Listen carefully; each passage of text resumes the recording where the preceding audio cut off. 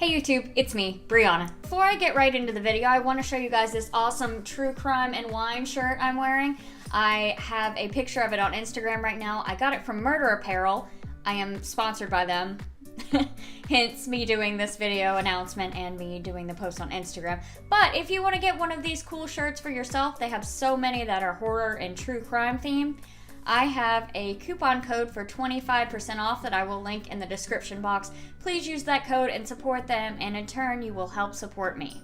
First of all, I am so glad that it is a new year. Happy New Year to each and every one of you. I'm thrilled that 2019 is here and that 2018 is gone because it was terrible. If you, like me, are looking forward to kicking more ass and being more productive in 2019, check out some of my tips for setting writing goals. The most important thing when it comes to setting writing goals is to be realistic. Sure, a lot of authors may recommend writing 2,000 words a day, but if you personally know you cannot reach that goal, there's no reason to set yourself up for failure. Likewise, if you know that you can write 2,000 words without any problem, but you only set your goal for about 50, I'm not saying you're shortchanging yourself, but you're shortchanging yourself. Number 2 is be consistent. When it comes to setting writing goals, just like everything else, consistency is key. I have always been a big fan of daily writing goals or even weekly writing goals because they sort of help you build a routine. Oftentimes, the difference between published writers and non-published writers is this self-discipline that comes from a routine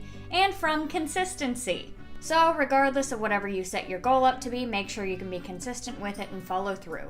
Next, break things down into manageable chunks. I've mentioned this before, but when it comes to setting writing goals, the best thing you can do is to break it down into little pieces that you can check off as you go. For example, rather than setting a goal to publish a novel, consider breaking down the publication process. Start with brainstorming, then move into outlining if that's your thing, then maybe set up a daily word count goal, a draft goal, and things like that. Once you've broken the process down, it makes it so much less intimidating and you're more likely to succeed. A lot in line with the last one, we have reward yourself when you reach your goals. Let's say you follow the advice of the previous point and break writing a novel and publishing it down into more manageable steps. Rewarding yourself for completing these steps would look something like this. If I set a goal to write 2,000 words a day, every day that I successfully write 2,000 words, I will give myself a small reward, say an hour of watching the X-Files. It doesn't matter what you choose as a reward so long as it's not something that will be harmful for you in the long run, something that will harm other people, or just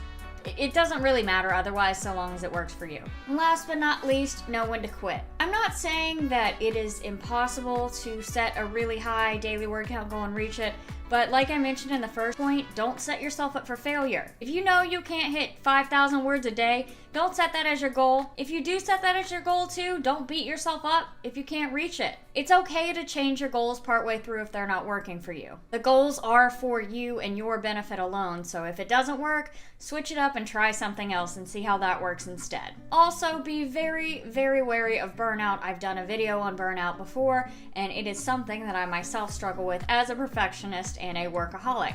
If you feel that you are recognizing symptoms of burnout in yourself, feel free to take a break. Trust me, the novel will always be there when you come back to it later.